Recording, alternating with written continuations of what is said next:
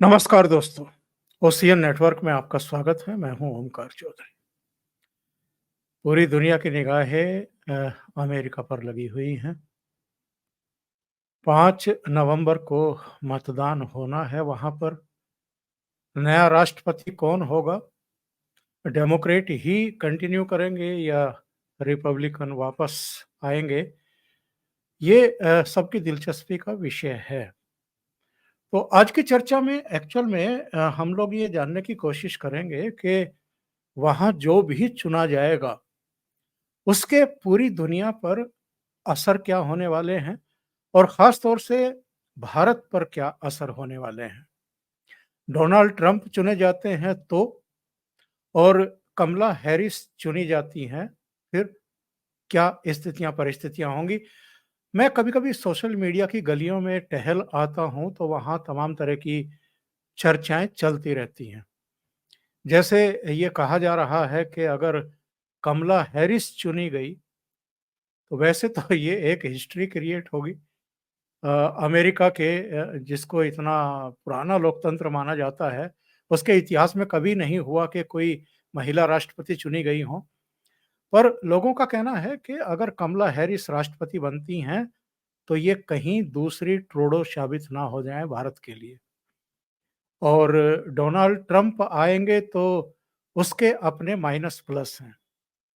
Donald Trump के बारे में अमेरिका में भी एक ज़बरदस्त लामबंदी है, एक पूरा वहाँ का मीडिया भी उनके खिलाफ है और जो डेमोक्रेट को पसंद करते हैं, डेमोक्रेट मतलब वैसे ही जैसे हमारे यहाँ कांग्रेस पार्टी और वामपंथी हैं और डोनाल्ड ट्रंप लगभग वैसे ही जैसे हमारे यहाँ भारतीय जनता पार्टी है, यानी अमेरिका फर्स्ट का नारा देने वाले।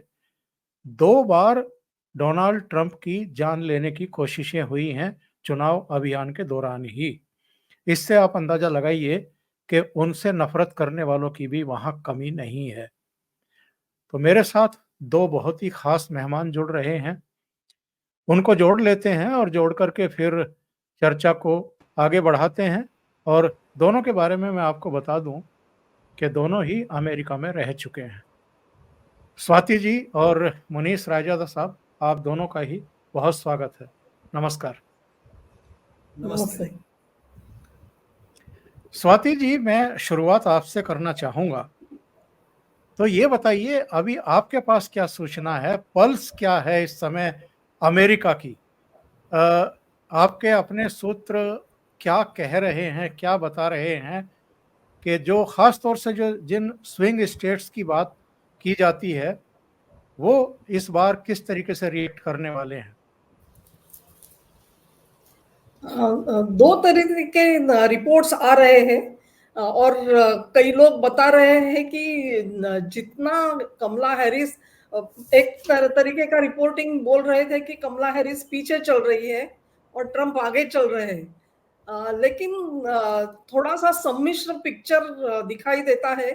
कई जो ओपिनियन पोल हो या वहां पर जो लिए जा रहे हैं वहां पर भी इसी तरह के जो हार्डकोर जिसे हम ब्लू स्टेट बोलते हैं जो कि डेमोक्रेट के साथ जाते हैं वो तो वैसे के वैसे ही दिख रहे हैं और रिपब्लिकन पार्टी के भी उसी तरह से दिखाई दे रहे हैं। अगले टाइम जो जॉर्जिया और अरिजोना की वजह से थोड़ा आगे पीछे हो रहा था वहां पर ट्रंप अभी ठीक से चलते हैं ऐसे दिख रहा है। लेकिन इसके सिवा जो सिग्नल जो है वो अलग तरीके से मिल रहे हैं। एक तो हम देख सकते हैं कि जो बिग टेक पार्ट जहाँ कंपनीज बोलते हैं हम तो उसके सुंदर पिचे ही हो गूगल के या फेसबुक के जुकरबर्ग हो इन्होंने ट्रम्प से बात की है उन्हें कॉल करके बात की है।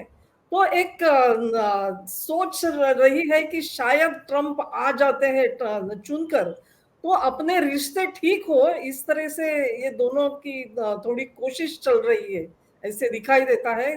बाकी सारे भी ऐसे ही सिग्नल आ रहे हैं। वॉशिंगटन पोस्ट हो जो कि अमेज़न का मालिक और वॉशिंगटन पोस्ट का मालिक आज एक ही है और उन्होंने अपने एडिटोरियल बोर्ड को मना किया कि किसी कैंडिडेट के लिए अपना एंडोर्समेंट नहीं जाना चाहिए। तो ये थोड़े इंडिकेशन लग रहे हैं कि शायद झुक रहा है चुनाव ट्रम्प के बाजू, लेकिन ऐसे बोला जाता है कि पॉलिटिक्स में a day is too long, तो हम तो डेढ़ दिन ये बाजू है, तो इस 1.5 दिन में क्या होगा पता नहीं, लेकिन स्थिति तो इस तरह चल रही है। बिल्कुल सही बात है मुनीष जी, यही सवाल आपसे भी है, आपके सूत्र क्या कह रहे हैं? आप चूंकि बहुत लंबे समय तक न केवल शिकागो बेस रहे हैं बल्कि अमेरिका के दूसरे हिस्सों में भी जाते रहे हैं और वहाँ की पल्स को बहुत बेहतर तरीके से जानते और पहचानते हैं। तो डेमोक्रेट भारी पड़ेंगे या रिपब्लिकन की वापसी होगी 4 साल बाद?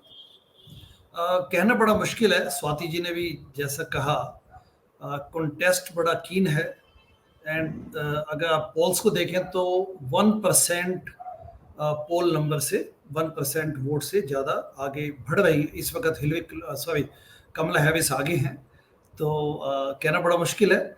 और जैसा मैं आपको एक छोटा सा एग्जांपल देता हूँ, कोलोराडो स्टेट में मेरा बेटा है, तो उसने पहली बार वोट दिया, ही टर्न्ड 18, तो उसने बोला कि मैंने कमाला हैरिस को वोट दिया, बट इट डजंट मैटर। ये साथ में उसने ऐड किया, कहता है डजंट मैटर क्योंकि वो जानता है, मतलब उसका ये आंकलन है गिवन हिज एज कि कोलोराडो तो सिग्निफिकेंट नहीं है ओवरऑल पिक्चर में, क्योंकि इसके पास बहुत कम इलेक्टोरल कॉलेज के वोट्स हैं।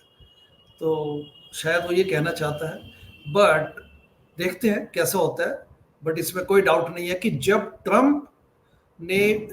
बाइडन साहब ने बाजी छोड़ी जुलाई में, उस वक्त ही वाज ट्रेलिंग बाय 4.5% वोट्स, 4.5%। और उसके बाद कमला हैरिस रिसर्जेंस हुई है उनकी।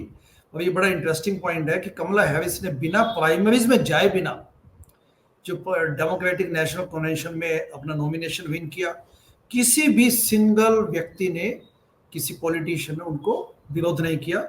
यानी कि nomination it was just seamless process. And उसके बाद वो उन्होंने रिसर्च किया है। एंड हिलरी क्लिंटन के बाद पहली बार अमेरिका के पास मौका है कि एक प्रेसिडेंशियल कैंडिडेट के रूप में वो फीमेल को जितवा सकते हैं। एंड शायद पहली बार इतिहास बने, यदि वो जीतती हैं तो अमेरिका पहली बार एक फीमेल प्रेसिडेंट को देख पाएगा। But again it's very close tie at this point. एक बड़ा आश्चर्य का विषय इस बार देखने को मिला है, वो राष्ट्रपति भवन में तो चलिए एक सिलसिला चल निकला है, वहाँ तो जो बाइडन की मौजूदगी में दिवाली मनाई गई, लेकिन हमने देखा कि डोनाल्ड ट्रंप ने मतदान से कुछ समय पहले बांग्लादेश में हिंदुओं पर जो अटैक हुए हैं उनको लेकर के एक लंबी चौड़ी पोस्ट जो है वो लिखी और उसमें ख़ास तौर से हिंदुओं की चर्चा की, कहा कि पूरी दुनिया में हम ये सुनिश्चित करेंगे कि हिंदू सुरक्षित हों। और उन्होंने ख़ास तौर से प्रधानमंत्री नरेंद्र मोदी की भी इसमें चर्चा की है और कहा है कि मैं अपने दोस्त के साथ मिल कर के जो साझेदारी है उसको आगे बढ़ाऊंगा। और आश्चर्य का विषय यह भी है कि कल या परसों कमला हैरिस ने 2022 का एक हिंदुओं के साथ जो वो दिवाली मना रही थी उसका वीडियो जारी किया है। तो भारत के प्रधानमंत्री और जो वहाँ पर भारतीय मूल के लोग रह रहे हैं वो इतने इम्पोर्टेंट हो गए हैं इन दोनों के ही लिए कि वो अब एक जेस्चर ले रहे हैं, हिंदुओं की के ऊपर हमलों की बात कर रहे हैं, दिवाली मना रहे हैं, दिवाली के पुराने 2 साल वीडियो पोस्ट कर रहे हैं। स्वाति जी, पहले आप। हाँ, एक चीज है कि जब भी वेरी क्लोज कॉन्टेस्ट होती है तो 1 या 2% वोट है उनकी भी बहुत बड़ी कीमत होती है। और जो हमारे भारतीय मूल के लोग वहां पर है, जो मतदार है, उनकी संख्या शायद कम हो, लेकिन इनका जो झुकाव है वो झुकाव अपनी तरफ आए, इसलिए जिस तरह से ट्रंप ने प्रयास किए हैं उसी तरह कमला कर रही है। बीच बीच में वो बोल रही थी कि मैं कृष्णवर्णीय हूँ, महिला हूँ, लेकिन अभी भारतीय मूल का उन्हें भी याद आ गया और वो उसे प्रोजेक्ट कर रही है। तो ये सब जगह होता है, मतलब डेमोक्रेट पार्टी ने वहाँ के जो मुस्लिम मतदाता है या तो कृष्णवर्णीय मतदाता है, उनके लिए भी इसी तरह से अपना स्टैंस लिया है। ट्रंप ने भी लिया है। मतलब मैं खास करके बताना चाहती हूँ कि जिस तरह से एक कमला हैरिस के बारे में बोला जा सकता है कि बाइडेन की जो भी असफलताएं हैं उनके सिर पर आ गई, उसका समर्थन करने की ये हो गई। तो जो माइग्रेशन का जो मुद्दा है उसकी वजह से वहां के कृष्णवर्णीय जो है वो बहुत नाराज है, क्योंकि उनके लिए जो फंड रखे गए थे ये सब फंड अभी इमिग्रेंट्स के वेलफेयर के लिए चलाए जा रहे हैं, और उन्हें ऐसे लग रहा है कि जो पैसा हमारे लिए चाहिए था, हमारे वेलफेयर के लिए, वो पैसा अभी उपलब्ध नहीं हो जाएगा। तो ये जो तार है वो तार भी ट्रंप ने बहुत अच्छी तरह से जोड़ लिया है। तो ऐसे तो कोशिश और होड़ होते ही रहेगी। बिल्कुल सही कह रही हैं स्वाति जी।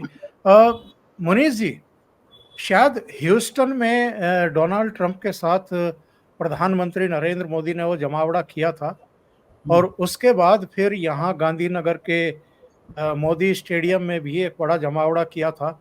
और अभी जब यूएन असेंबली में और क्वाड की बैठक में भाग लेने के लिए प्रधानमंत्री मोदी गए थे, तो न्यूयॉर्क में फिर एक 25-26 हजार लोगों का एक अच्छा खासा जमावड़ा उन्होंने किया। और तीनों ही अवसरों पर उनके जो भाषण थे वो बड़े जोरदार थे। एक तरीके से वो बता रहे थे कि भारत किस तरीके से बदल रहा है, भारत की सोच और अप्रोच बदल रही है, टारगेट बदल रहे हैं, और हम किस तरीके से अब चीज़ों को बहुत तेज़ गति से आगे लेकर के जा रहे हैं। तो डोनाल्ड ट्रंप मेरे विचार से इस तथ्य को बहुत अच्छे तरीके से जानते और पहचानते हैं कि अमेरिका में जो भारतीय रह रहे हैं, वो किस तरीके से हमारे भारतीय मिशन या हमारे भारतीय दूतावास के एक इशारे पर मोदी के लिए जुट जाते हैं, वहाँ पर इकट्ठे हो जाते हैं, यानी मोदी का उन पर कितना असर है। तो इसलिए वो जब मोदी जी अमेरिका जा रहे थे यूएन असेंबली में भाग लेने के लिए, क्वाड में भाग लेने के लिए, तो बहुत जल्दबाजी में उन्होंने एक बयान दिया था कि मेरे मित्र मोदी से मैं अगले हफ्ते मिलने वाला हूँ। इस तरह का एक बयान उन्होंने जल्दबाजी में दे दिया था। लेकिन मोदी जी शायद किसी भी तरह की कोई नई कंट्रोवर्सी में पड़ना नहीं चाहते थे, और किसी की तरफ झुकना भी नहीं दिखना चाहते थे। तो मोदी जी उनसे नहीं मिले, और उन्होंने जो काम करना था वो किया। डीप स्टेट को भी वो एक जवाब देना चाहते थे, तो 25,000 लोगों की भीड़ को संबोधित करते हुए बहुत सधे हुए शब्दों में उन्होंने अपना काम कर दिया। लेकिन कहीं न कहीं जो भारतीय समुदाय है, उसका एक असर है वहाँ के, चाहे डेमोक्रेट हों, चाहे रिपब्लिकन हों, उनके दिमाग पर? जी, लगभग 5.5 मिलियन इंडियंस या इंडियन ओरिजिन के लोग यूएसए में रहते हैं, जिसको आप 55 लाख लोग कह सकते हैं। यानी कि पूरे यूएसए की आबादी का लगभग 0.6%, 0.6% इंडियंस कॉन्स्टिट्यूट करते हैं। अब नेचुरली 5.5 मिलियन में लगभग 2.5-3 मिलियन या लगभग 30 लाख वोटर्स हैं। हिस्टोरिकली इंडियंस या इंडियन डिसेंट के लोग डेमोक्रेट से रहे हैं, लेकिन यदि आप पिछले चुनावों के मुकाबले देखें 2020 वर्सेस 2024, तो ये percentage of support for Democrats कम हुआ है, 56% से लेके 47% पे आ गए। रिपब्लिकन्स लगभग 21% इंडियन वोटर्स रिपब्लिकन के रूप में, यानी कि 56% से 21% या 47% से 21 ले लीजिए, रिपब्लिकन्स की संख्या कम है। बट इस बार पॉइंट ये है कि बाइडेन के मुकाबले कमला हैरिस के लिए सपोर्ट कम हुई है, 56% से 47। 15% पहले इंडिपेंडेंट वोटर्स की संख्या बढ़ी है। सेकंड पॉइंट ये है कि ट्रंप, क्योंकि जो आपने एग्जांपल्स दिए, यूएसए में रैली होना, इंडिया में अहमदाबाद में पब्लिक रैली होना जिसमें प्रधानमंत्री राष्ट्रपति इकट्ठे खड़े थे, तो यानी कि ट्रंप के पास एक ट्रैक रिकॉर्ड है, एक उनके पास एक अंडरस्टैंडिंग है कि इंडियन लोगों को कैसे मोबिलाइज किया जाए या उनको कैसे अपील की जाए। 2016 के इलेक्शन में मैं उसमें इन्वॉल्व भी था, तो मैं समझता हूं कि किस प्रकार से इंडियंस ने काफी अच्छे ढंग से उनको सपोर्ट किया, लेकिन 2020 में बाइडेन की तरफ चले गए।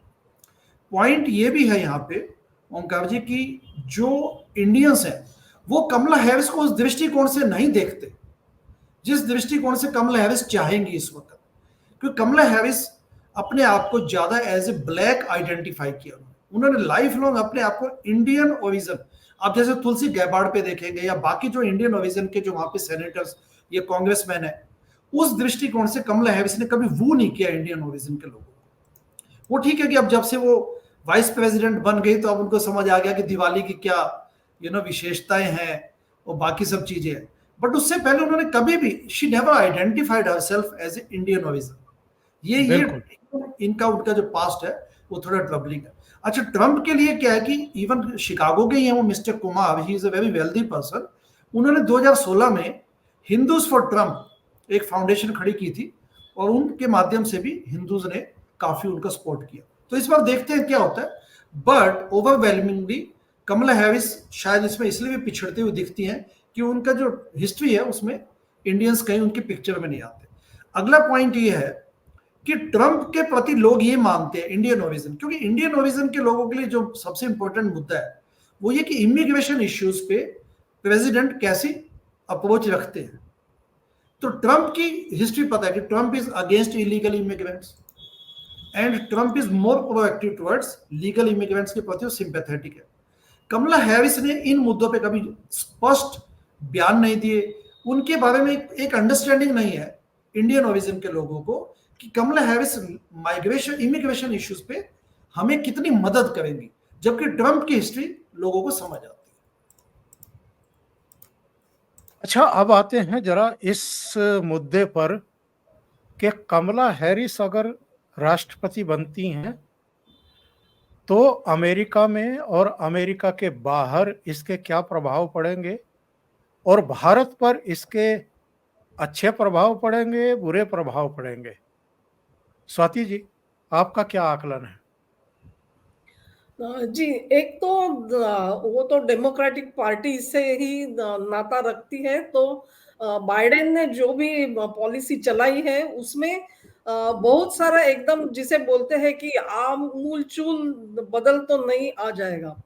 अ, थोड़ा बहुत इधर-उधर हो सकता है, लेकिन यूक्रेन के बारे में हो या मध्य पूर्व के बारे में हो, चाइना के बारे में हो या भारत के बारे में हो, कमला हैरिस ने अपनी जो बात है वो थोड़ी-सी ऐसी गोलमेल करके बोल रही है, मतलब पूरी ऐसे ठीक तरीके से सामने नहीं आ रही।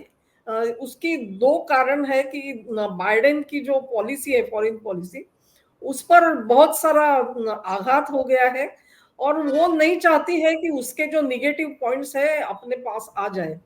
लेकिन ओवरऑल उनको जो एक अप्रोच है उनका, उससे नहीं लगता है कि वो यूक्रेन का युद्ध जो है उसमें मदद करना बंद कर देगी या इज़राइल के साथ उनका जो रिश्ता है उसमें कोई बदलाव आएगा। खास करके हम भारतीय हैं तो हमारे लिए एक बहुत बड़ी चिंता का विषय है, क्योंकि अगले ही कई महीनों में भारत और अमेरिका के जो संबंध है उसमें बहुत सारी गिरावट आती हुई हमने देखी है और जो कारण बताए जा रहे हैं लोगों के सामने हैं वो इतने स्ट्रांग नहीं है, मजबूत नहीं है कि इसके लिए इतने बड़े 2 देशों के संबंध जो है उसमें ऐसी गिरावट आए।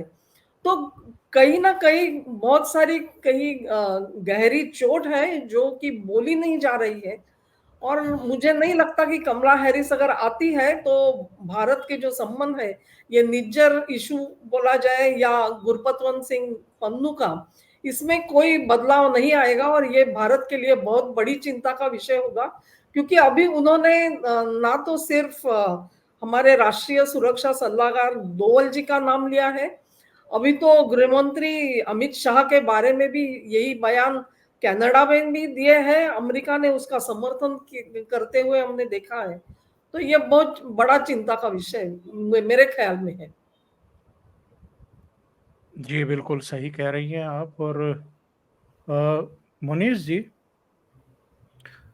आप खुद कहे ही चुके अपने बयान में, और स्वाति जी ने भी ये एक बात कही कि कमला हैरिस अपने को कभी भी इंडियन मूल की आइडेंटिफाइड नहीं करती हैं, एसोसिएट नहीं करती हैं।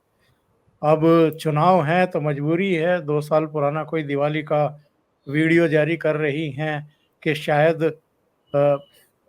हो सकता है लोगों को मूर्ख समझती हों या नासमझ मानती हों, या इसी बहाने चलो 2-4% अगर इंडियंस उनको भी वोट कर दें तो ज़्यादा अच्छा रहेगा, कुछ ऐसा उनके दिमाग में हो। पर कुल मिलाकर के आप क्या समझते हैं, डोनाल्ड ट्रंप जिनके प्रति आम भारतीयों का एक रुझान हमें देखने को मिलता है कि डोनाल्ड ट्रंप हमारे ज़्यादा करीब हैं, या डोनाल्ड ट्रंप हमारी तरह जो है वो राष्ट्रवाद का परचम लहरा रहे हैं, या चीन के प्रति उनका थोड़ा-सा ज़्यादा आक्रामक रुख है, या दूसरे मुद्दों पर भी जो हमारी विचारधारा है उससे वो मेल खाते हैं। तो ऐसे में अगर डोनाल्ड ट्रंप आ जाते हैं तो भारत और अमेरिका के रिश्ते सुधरेंगे, और ये जो नया खाड़ा जुड़ा हुआ है निज्जर को लेकर के, वो ट्रूडो जो है वो मतलब किसी भी हद तक जाने को तैयार है, किसी भी हद तक। और इसी तरीके से अमेरिका जो है, पन्नू जो खालिस्तानी आतंकवादी है और हमारी तो वो वांटेड के लिस्ट में है, हमारे लिए तो आतंकवादी है, तो उसको प्रश्रय दे रहा है कि साहब उसकी हत्या का प्रयास किया गया, साजिश रची गई, कोई निखिल गुप्ता, उसको अरेस्ट किया गया। अब तरह-तरह की बातें की जा रही हैं, हमारे रो पर तमाम तरह की बातें थोपी जा रही हैं। मैं ये मान के चलता हूँ कि ये सब डीप स्टेट का खेल होता है, और जो वहाँ पर राष्ट्रपति होता है, वो भी एक तरीके से डीप स्टेट के ही हाथों की कठपुतली की तरह काम करता है। तो डोनाल्ड ट्रंप के आने के बाद कुछ चीज़ें सुधरेंगी या ऐसे ही चलता रहेगा? बस हम खुश हो लेंगे कि कमला हैरिस नहीं आई या डेमोक्रेट बाहर हो गए और डोनाल्ड ट्रंप सत्ता में आ गए। जी, कमला हैरिस ने जिस प्रकार से दिवाली के अपने वो लगाए, उसके साथ-साथ हमें ये भी ध्यान देना चाहिए कि पिछले कुछ समय में उन्होंने समोसा के प्रति भी अपना ज्ञान और अपनी इच्छा एवं सम्मोहन व्यक्त किया है। तो ये हमने कभी पिछले कई सालों में तो कभी सुना नहीं था। अच्छा, अब आती है बात फॉरेन रिलेशंस की। देखिए ट्रंप के जो फॉरेन रिलेशंस के जो पैराडाइम्स है वो स्पष्ट है। उन्होंने हमेशा ये बोला है और इस वक्त वो ये चाहते हैं कि पहले उनका नारा था make America great again, Munish MAG। जी अपना वीडियो चेक करिएगा, वीडियो गायब हो गया। अच्छा अच्छा अच्छा, जी जी जी जी, सॉरी अब जी। ठीक है। So Kamala Harris coming to Trump foreign relations में ट्रम्प की अंडरस्टैंडिंग बड़ी क्लियर है। वो ये बोलती हैं हेलो, जी हाँ, जी आवाज आ रही है मेरी? आवाज आ रही है, तस्वीर भी आ रही है। जी, तो ट्रंप ने ये बोला है, पहले उनका जो स्लोगन था कि make America great again, MAG। अब इस बार वो कहते हैं कि मेक अमेरिका अफोर्डेबल अगेन, क्योंकि इन्फ्लेशन नेचुरली कोविड के बाद बढ़ी है। फॉरेन रिलेशंस में उन्होंने स्पष्ट किया है कि जो प्यूटिन और जो यूक्रेन के बीच में युद्ध चल रहा है उस पे वो 24 घंटे में उसको बंद करना चाहेंगे। जबकि कमला हैरिस बाइडेन वाली लाइन लिए हुए हैं उन्होंने कि जितने पैसे पंप इन करने हो हम यूक्रेन के साथ खड़े हैं, यानी कि नेटो के साथ खड़े हैं। और हम सब जानते हैं कि billions and billions of dollars Congress ने अगेन एंड अगेन पिछले कुछ सालों में बाइडेन के कहने पे दिए। जब अमेरिका का इंफ्रास्ट्रक्चर वहां पे सफर करने लग गया, अब सड़कें आपको टूटी हुई दिखेंगी क्योंकि दुनिया भर का पैसा तो वहां पे वार जोन में लगाया जा रहा है। जबकि ट्रंप कहते हैं कि नहीं, मुझे अफोर्डेबल यूएसए को बनाना है, मैं इस युद्ध को तुरंत बंद करूंगा। इसराइल और पैलेस्टीन पे कमला हैरिस का स्टैंड वही है जो बाइडेन का था कि हम 2 स्टेट सॉल्यूशन निकालेंगे, यानी कि 2 अलग अलग कंट्रीज बननी चाहिए।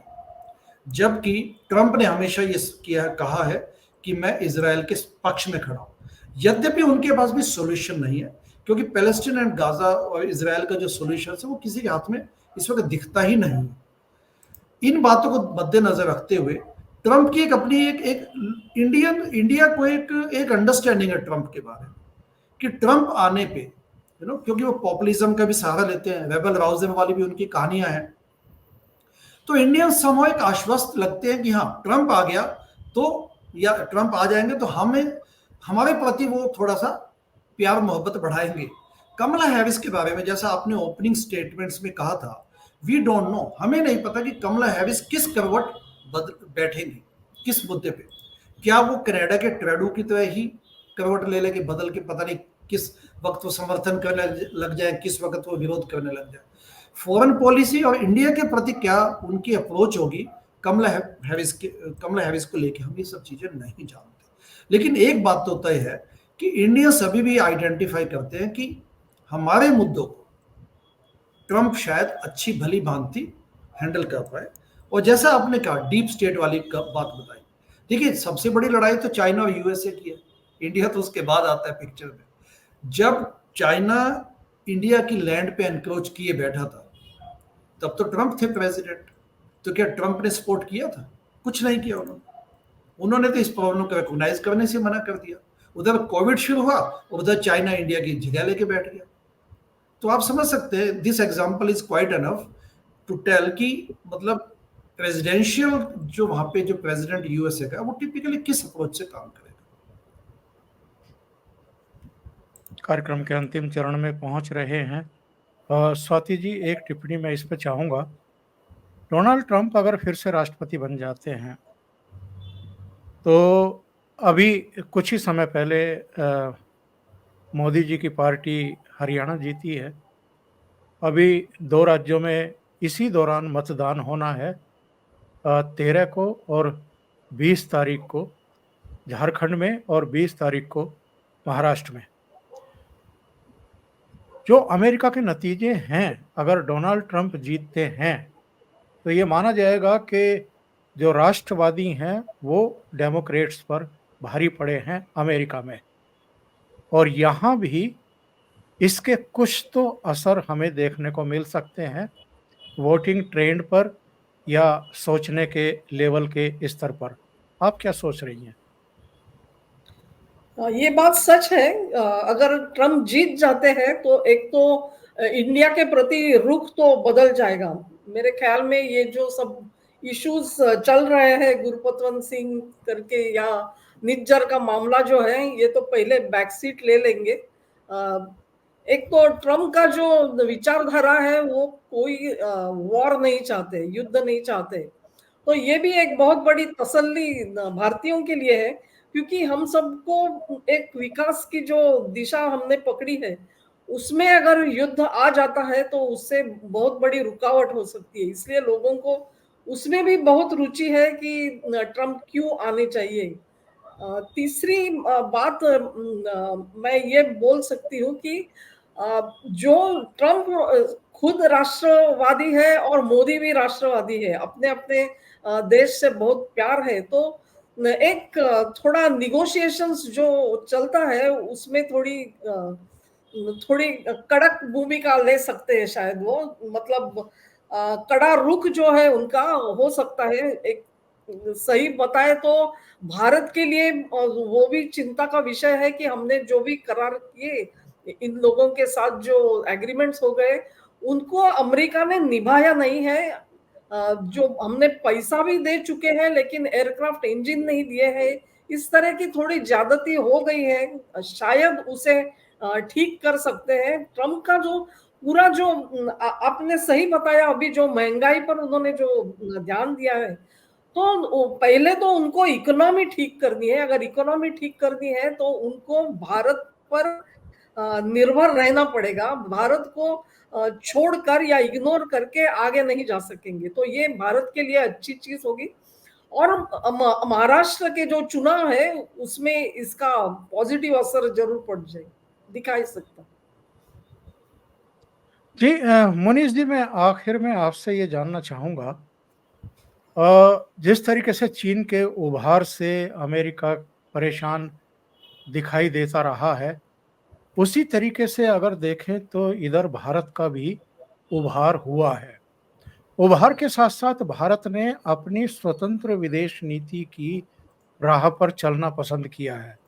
अमेरिका के किसी भी तरह के प्रेशर से मुक्त होकर के हम अपने पुराने मित्र रूस के प्रति वैसा ही प्रगाढ़ भाव रखे हुए हैं। इनफैक्ट मोदी जी ने तीसरी बार प्रधानमंत्री पद की शपथ लेने के बाद पहली आधिकारिक यात्रा अगर कहीं की है तो वो मॉस्को की है। तो अमेरिका को इससे भी परेशानी है कि भाई जिस समय हम नेटो देशों की समिट कर रहे थे वाशिंगटन में, उसी समय मोदी जी मॉस्को पहुंच गए, तो हमारा अपमान कर दिया एक तरीके से। इसके अलावा जो है उनकी घुड़की देने के बावजूद हमने S-400 प्रणाली भी रूस से खरीदी ही है। हम दूसरे देशों से भी ईंधन भी हमने लगातार खरीदा है और एस जयशंकर साहब ने यूरोप के अपने दौरे के समय भी और अमेरिका के दौरे के समय भी बहुत तीखे शब्दों में उनके ऐतराज की हवा निकाली थी कि जितना हम 1 महीने में अपनी ऊर्जा ज़रूरतों का ईंधन खरीदते हैं रूस से, उतना तो यूरोपियन कंट्री सुबह से लेकर के दोपहर तक खरीद लेते हैं, तो हमें पाठ मत पढ़ाओ और हमें अब किसी की नसीहतों की ज़रूरत नहीं है। तो अमेरिका को इसकी भी परेशानी है कि मोदी जी जो हैं वो कुछ ऐसा बिहेव कर रहे हैं कि उनको किसी की परवाह ही नहीं है, यानी अमेरिका की बिल्कुल परवाह ही नहीं है।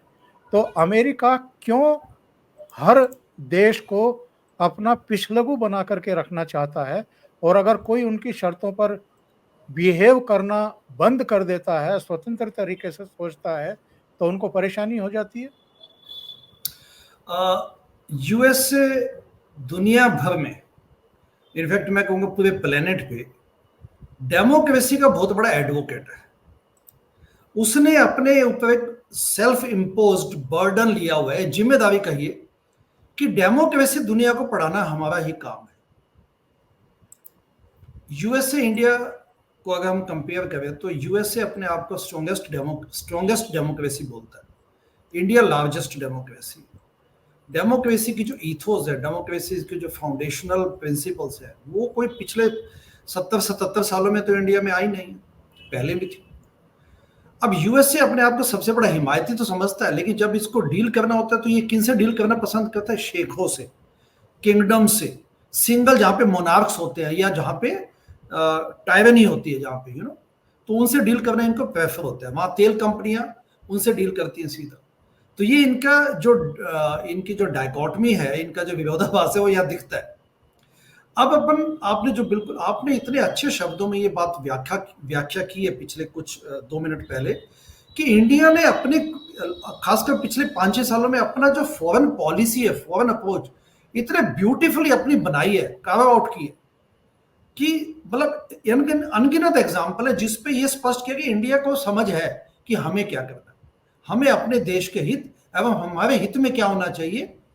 हम यूएसए के साथ फ्रेंडली रिलेशनशिप तो चाहते हैं, लेकिन हमें हमारे हितों का, और ये एस जयशंकर क्योंकि वो आईएफएस भी हैं प्लस फॉरेन मिनिस्टर हैं, तो ये बड़े टेक्नोक्रेट के रूप में उन्होंने बड़े अच्छे ढंग से मोदी जी की जो आकांक्षाएं थी फॉरेन पॉलिसी को लेकर आगे बढ़ाई। एंड इंडिया ने जितना अच्छा एक सम्मान पाया है फॉरेन पॉलिसीज को लेके, वो वास्तव में वो देखने लायक है।